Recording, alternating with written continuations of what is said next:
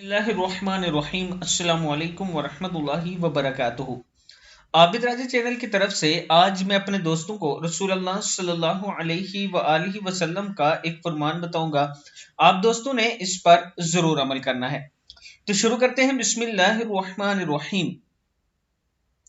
हुजूर अकरम सल्लल्लाहु अलैहि वआलिहि वसल्लम ने इरशाद फरमाया, क्या मैं तुम्हें कोई ऐसा अमल ना बताऊं जिनसे अल्लाह ताला गुनाह मिटाता है और दर्जात को बुलंद करता है।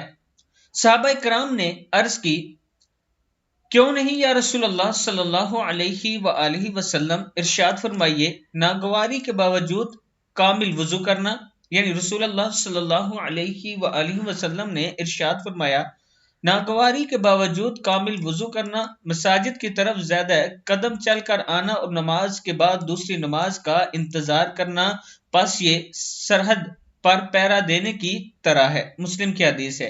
बस ये सरहद पर पहरा देने की तरह है, यानी ना चाहते हुए भी वजू करना और मस्जिद की तरफ चल के जाना और नमाज अदा करना।